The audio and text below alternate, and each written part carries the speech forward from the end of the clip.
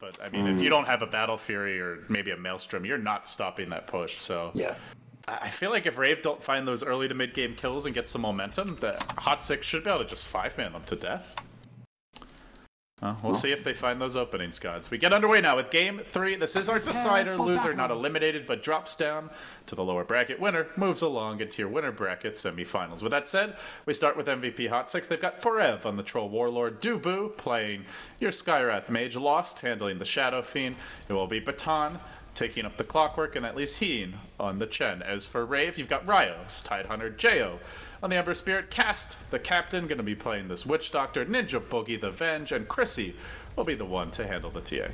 That's right, I seem to remember him playing TA at DAC. As is natural against the Chen, you want to try and take away some of his jungle camps, at least block pull camps, so that your offlane can get a bit out of the lane, and it's going to be Rave making a full 5-man sweep into the enemy jungle. MVP Hot Six not looking to take a fight. SF has leveled up Raze though, so he does have at least that level 1 nuke, but looks like multiple Chen camps, or just the one big camp being blocked out for now. And that's going to be at least slightly bothersome for the Chen. It means he has to take the far left big camp, which is a camp that you sometimes want to stack for the Shadow Fiend, or at least leave for him to be able to take. Yeah, as far as sentries go, they do have some coming out in the courier now, so if he's lucky or smart with his D-boards, whatever the case may be, maybe he could get those camps ready to go off the bat. We'll have a little skirmish here for the bottom room. Rave sending their supports there for now, but I imagine it'll just be Ryo left on an island. And in fact, that is the case. They're going to rotate back towards mid, maybe even back towards top. They already have a smoke picked up, and I wonder if we even see them go for some early aggression here. So Rave get the double rune, and also the block mid lane is not going to be too bad for Chris, even though we got the rune, because Ninja Boogie was there to help out. It looks like the MP on that SF is actually going to... Wow, he actually crushes the block there. So that's going to help him out a bit to make up for that bounty rune advantage, but... and he is rushing a bottle here, so he'll just look to get the bottle as fast as possible with the raises, not be too worried about his souls, more focus on his farming levels early on. Uh-oh. Well, he gets enough. He's got the three creeps and only the one deny. So early sentry from Ninja Boogie, just trying to de-ward around the high ground here, and doesn't find anything. And he's courier sniping. He knows SF just got 3 less since he's rushing bottle. Oh, this would be huge if he gets this courier. It's hugging the southern ridge. There are no boots on the Vengeful Spirit, but just gets in range for a second auto attack, and mid lane over. Even with this tornado, that is not going to matter. That is not going to save this lane. Chrissy has his bottle up. He can regen off of this, and SF just the one soul. He's got 1 raise at his disposal, and that's it. Soul. Yeah. I mean, maybe the Chen looks to send him back at some point, but I mean, outside of that, I don't really know what you do here. You lose your lane, that's pretty much what you do. He's just going to have to tough it out, leech as much XP as he can, and try to get some last hits. So Tornado will help things a bit. Chrissy going to be forced to bottle Crow, it looks like. The one nice thing is you can still bottle through the tornado damage, so he's still getting that HP mana regen. And he's still, well, Chrissy's just going to dominate this lane, for at least for the first 4 to 5 minutes. Yeah, it's already a fairly tough lane for the Shadow Fiend once that TA hits 6, and this is not going to help matters at all. Dubu, as well as Ryo, duking it out in the river. We'll see a little bit of anchor smash coming out. We'll swing that one around, smacking him and poking him with it, but Skywrath, one of the best supports, to just shut down that Tidehunter offlane, zoning him out, and he is chewing through his regen. 3 tangos down, very low on HP. He's going to have to salve soon, and he may even die here with the slow axis coming out. They do have a concussive shot. Now he just got the experience, Ryo.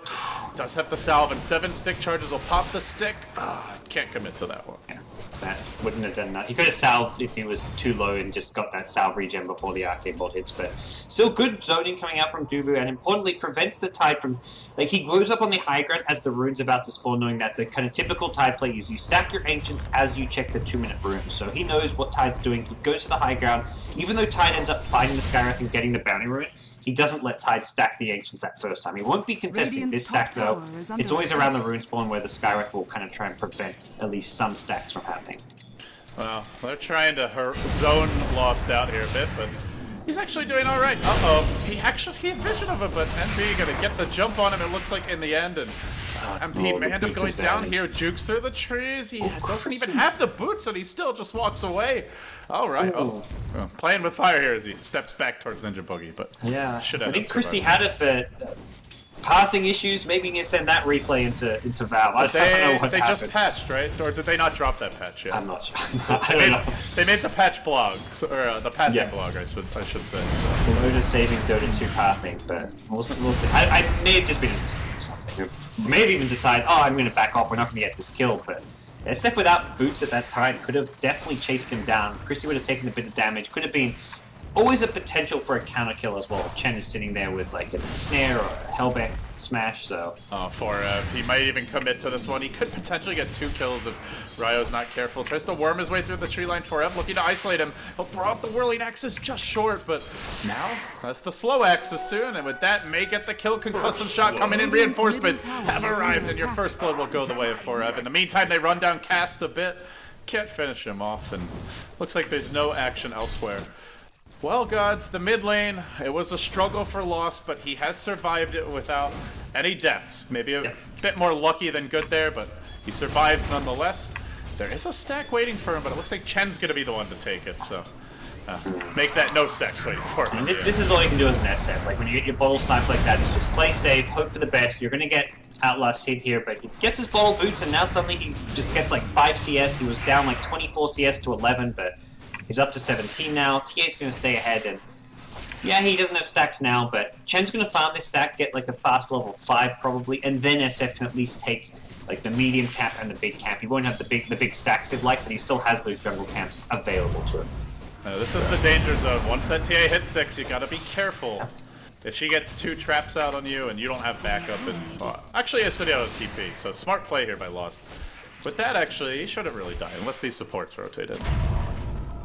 Just have to be quick on the trigger, but an Invis rune popped by Chrissy, along with the smoke coming out from Ninja Boogie. The double traps are there. If he walks towards this hill, could be in trouble. And they're in position. They want to go for the stun, but he's ready for it. MP jukes back. They still get the stun.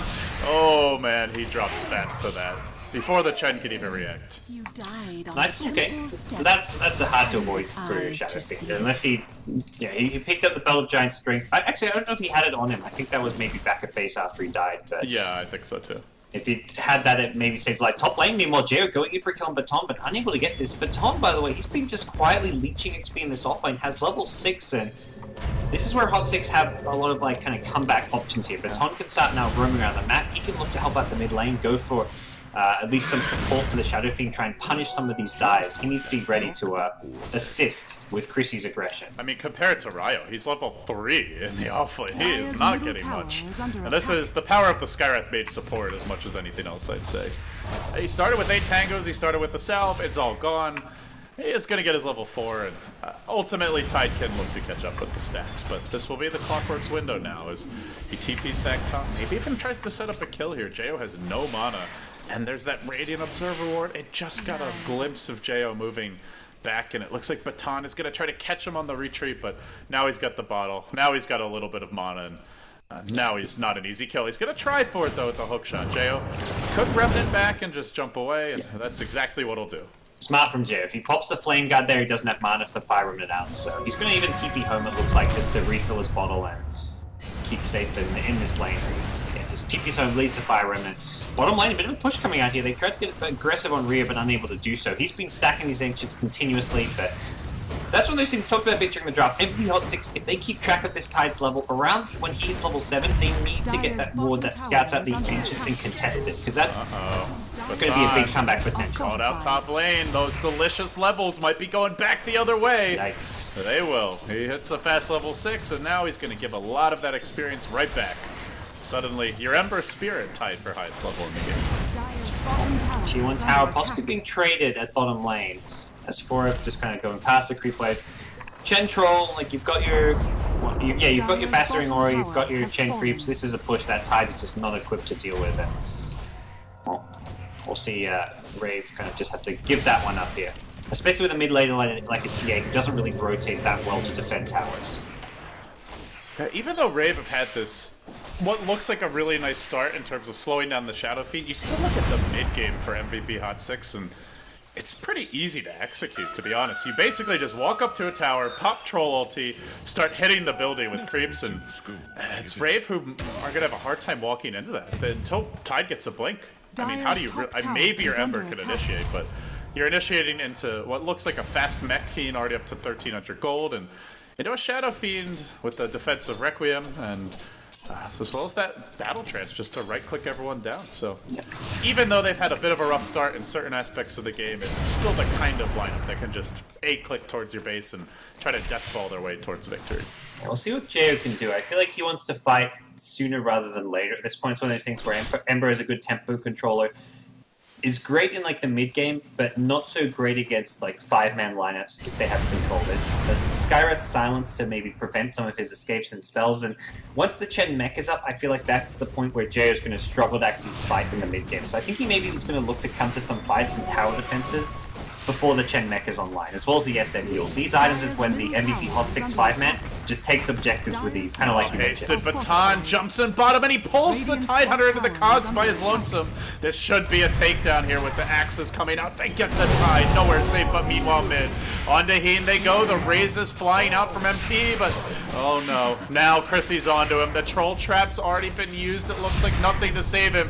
Chrissy continues to chase the last Raze. Not good enough. He gets that double kill, makes it out.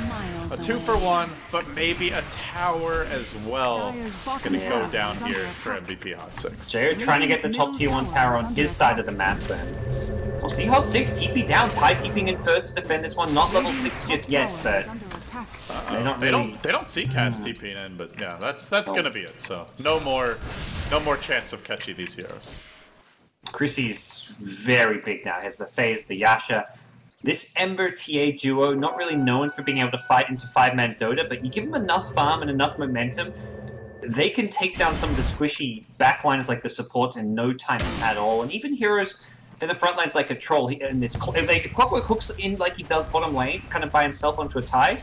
If TA or Ember's there ready for him, they'll burst down the Clockwork in no time at all. So the fact that both the two cores have as much farm as they do still gives Rave some options as far as defending towers.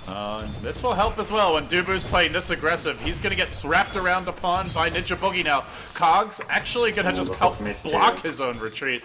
Blocking cast off as Dubu will work into the trees. They don't have Ravage. He'll end up going down anyway to that Anchor Smash. But yeah, without the Mystic Flare as well, the hook shot is not like a guaranteed kill. They really need this Skywrath level 6, which looks like it's coming pretty soon. So the Ancient stack is going to continue here. Tide, maybe even going to come take it now. He's not got much mana, has just hit level 6, but actually missing that last bank here. But they know it's not warded, which is the big thing here. Mid lane. Bouncing mid, it's going to bounce back to MP. He gets wrecked. He will as well. Rave just hitting their timings beautifully now, right before the Chen has his completed mech, right before they're ready to start 5-manning. Well, they're just racking up the kills. TA and Ember Spirit, great at fighting into like 2 to 3-man units. Like if it's not 5-man, you are just golden at this stage. Just Phase, Bracer 1, like this is all Ember needs. He may not even go for the drums this game. He may say, okay, I can fight right now without the drums, and then I can build towards the Battle Fury so I get my Battle Fury faster and have an answer to the 5-man when it comes. So he could still get like a 15-minute Battle Fury at this rate with how things are going. Alternatively, he can pick up the drums and do a lot with that. So MVP Hot 6 have to be very careful about how many kills they're giving up right now, and also the fact that Tide is going to get a decent time Blink or Mech for himself if he gets this Ancient stack, which has been constantly rocket flared, but Rave know it's not water. They put that Sentry Ward on the high ground here, so they're going to look to take this probably fairly soon with Tide. Yeah, this Clockwork slowly helping them farm these Ancients, perhaps, as the rockets fly out. Yeah, take out some of those little Black Drakes, but it's going to take a while. They go for Roche, I think, or they're just smoking for kills. Oh, and a rocket flies over the top, now down into the river, jumps your Ember with a Venge stun. Yeah, he's done. Nicely done. The hasted Clockwork being brought down. I think they had a good idea that MVP Hot 6 with this Rocket Flare spam and Ancients were going to come and contest it, so they said, let's smoke it and protect it. Let's go find the kill, which will secure us. Ancients, and wow, they're even going for this is almost too greedy, I wonder.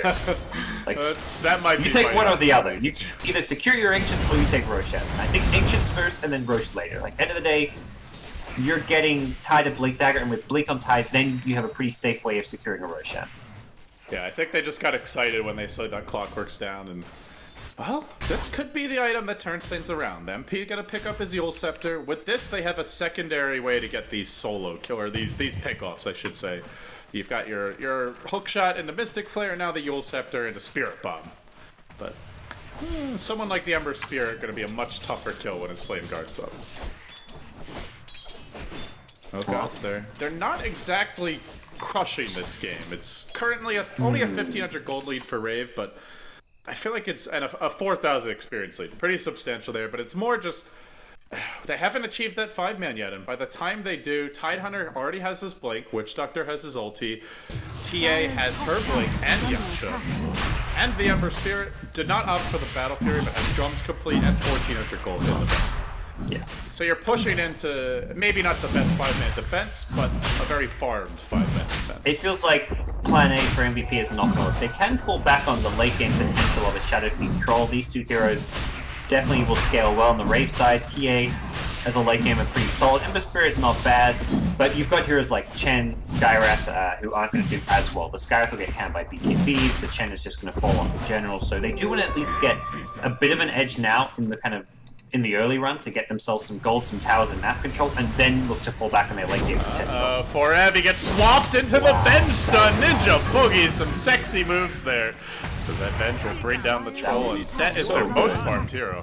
He was going to get out of sentry range and disjoint that stun if not for the swap. That was actually well really played. nice play. They still have Ravage. They've got all their other... Well, actually, Death Ward was used, so not all their other big spells, but they've got some. Chen's going to pop his Buckler. This Roach is low. I feel like they can't just afford to give it up, but they're going in 4v5. No troll buyback. Hadouken's coming out. Now the hookshot going in onto cast. Well-placed cogs keep the Tidehunter out of the fray as the Roach drops low. Mystic Flare will get that Wind Sucking, but now the Aegis Claim. It's going to be a 1-for-1 here. His Baton will go down. And with the troll death earlier, make it a 2-for-1. Plus an Aegis, all going Rave's way. Just getting the upper hand a little bit at a time, but it's starting to accumulate now. Yeah.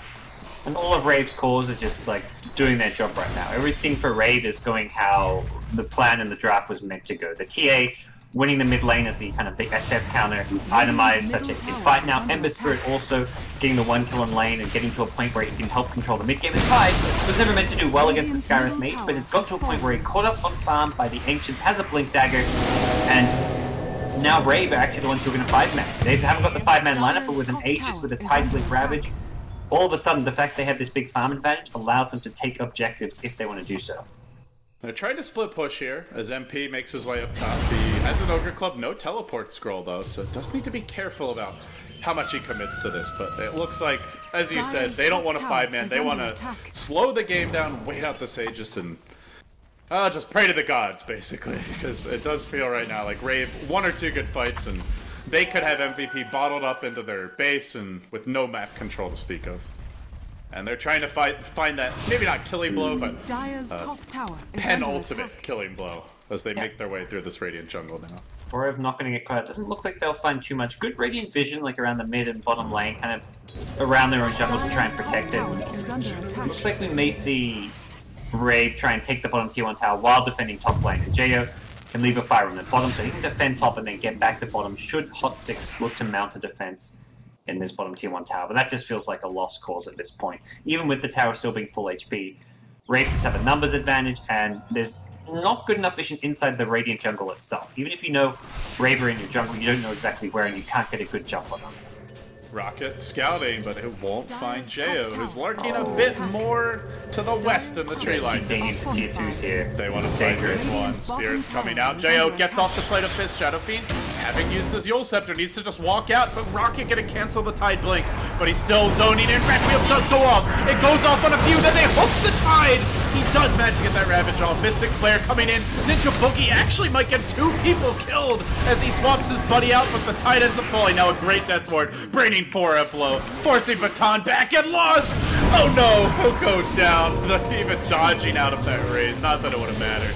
Just swagging. They'll get 2. They want it to be a 3rd here. They'll bring down the Clockwork, the Chen, and Skywrath. The last 2 heroes you want to be living through that one are the lone 2 survivors.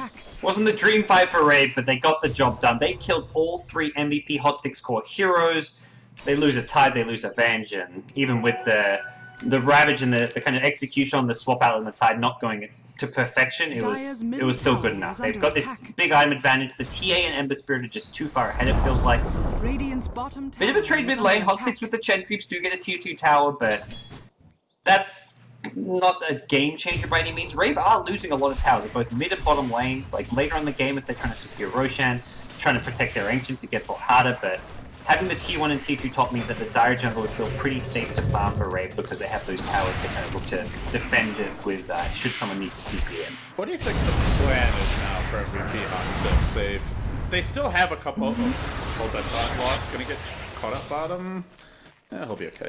Well, what's your game plan now if you're MVP Hot 6? You're down by about 4k gold, 8k experience, but more importantly, it just feels like they have no map control, no momentum, and just can't seem to find any kills. I think short term you want to try and wait out the Aegis. You don't want to fight into the Aegis TA. You're just going to almost one-shot a Skywrath Mage. Nice cogs there coming out from the Clockwork. After the Aegis expires, I think you look to pick up a gem and get back some of the map control that you talk about that they're lacking here. If they can deny a lot of vision here, whoa! Nice sleight of fist. They catch out the SF bottom lane. TA completes a Deathblade. That's a tier 1 tower on top of that.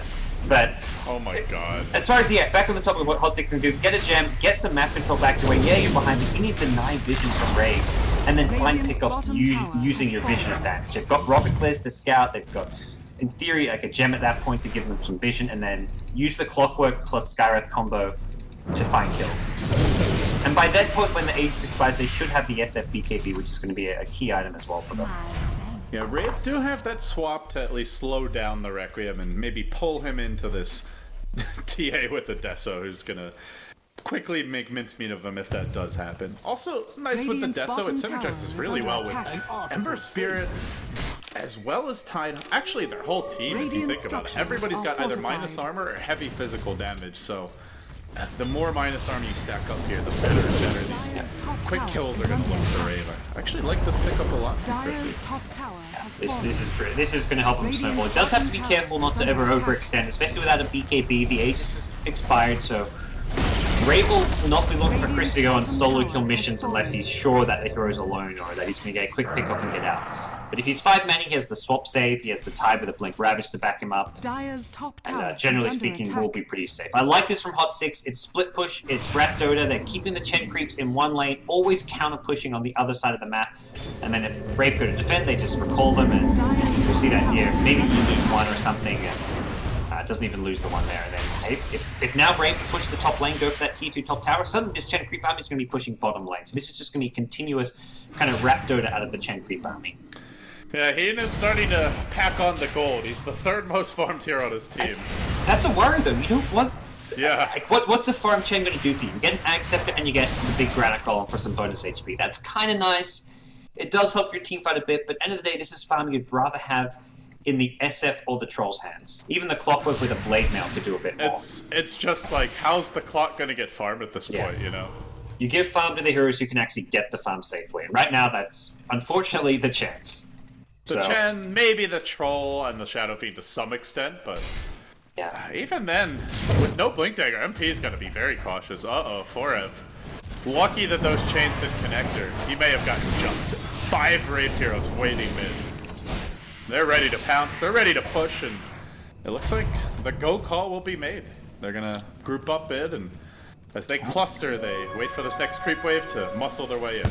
And Jo can play super aggressive as well now. The Manta Style means he can get out of the Skywrath Mage silence and just be a lot more potent in the front line. So let's be a bit careful. We'll have some mana issues with the high mana cost of the Manta Style, of the Fire running out, and also if he gets hit by a Cogs especially, that's going to bother him. But just level 1 Cogs. The hero levels right now, another big issue for MVP Hot 6. Level 9 Clockwork, Chen, level 8 Skywrath. They just don't have the level growth on all of these heroes that they need. Absolutely. Well, Rave continuing to apply map pressure. We saw this in game 1. They got their lead and then they dropped down these nice wards on the hill. We saw this ward last time around, but it's the southern hill they go for. Even if they're not actually going for kills, they're just keeping the map control their way and making sure they know where they can farm safely so they can squeeze MVP Hot 6 as much as possible elsewhere on the map. And you wanted a gem from MVP gods, but it's actually Cast who's going to grab it first for Rave. The other big reason the MVP made a gem is all these TA traps. It's not just the wards here. They've got TA traps. Yeah, they don't give much area of effect vision, but it's you walk over them and suddenly it's you know where that hero is and which direction they're headed. It's like you see a hero go across the trap of a lane, you know they're going to the raiding jungle, could set the pick off, or at least give you that information that top lane is a good place to pressure. Jo, that Manta coming in handy here. He'll get silence and then immediately Manta just back on out of there. In the meantime, the troll ulti used as they just want to split push a little bit quicker. Rockets flying out. Chrissy is on the hunt though, and he may walk into Baton. They have the hill ward. The clockwork's like almost not even worth his while. Chrissy just doesn't even want to take that slight chance he dies to go for what's become the 4-position hero for MVP. Well, Chrissy now the BKB, so talked about him not being too aggressive earlier on, but the BKB, he can take much riskier fights and be that blink initiator here. 4F, oh boy. Doesn't actually go for the kill, but... A little dangerous against the blind, and especially walking high ground against that Clockwork Mystic Flare combination. That's probably impossible to get kill there, but... Hey, they'll swing top, they'll go for the tier 2 tower, and then probably after that fallback, found the jungle, Roshan respawning in a minute's time, and for Rave, this is very much objective Dota right now. They're trying to take as many objectives as they can while giving MVP as little as possible. So they'll constantly have to deal with the split push, which has been really solid. MVP, like, as far as their team's concerned, like, they're playing from behind, but they're doing as much as they can right. Apart from, I think, maybe getting a gem, which could help them out, but they don't even have really a good gem carry. Like, you put it on a Skywrath or a Chen, like, these heroes aren't really moving out of the map to get heroes, so there's no one really good to actually de-ward as much as they kind of need a gem for these TA traps. Ryo is the man in the front lines here. I suppose you should say the watermelon in the front lines. He shows his face. What is this hat? Oh, it's the pirate hat. For some reason I thought it looked like a cowboy hat there for a second. Just gonna complain about my immersion, but... Pirates is okay, but not cowboys? Yeah. I guess he's a seafarer, but... Exactly. It's so he basically thematically finished. So basically, pirate sailing at sea, ran into Tide Hunter and he took the pirate hat. I guess. Maybe he just crafted himself one. Or are you saying he's not capable of making his own pirate hat? Well, if he's capable of making a pirate hat, he should be capable of making a cowboy hat. But he's never seen a cowboy. I don't think Tide Hunter even knows what a cowboy is. Okay, so he's ran into pirates but not cowboys. I mean, it kind of makes sense, right? Yeah, I guess. He's a lumbering sea creature, a leviathan, if you will. But do humans even exist in the Dota 2 lore? Humanoids. Okay, that's true. I need to polish up my Dota 2 lore, LD. I feel like you wanted to like corner me into some bad I logic don't there, know. Yeah, I was. You were trying. I was trying to argue. They found that swamp on the baton. It's a 2-shot. Oh, the Midas armor. Just brutal. They didn't even use the Wave of Terror.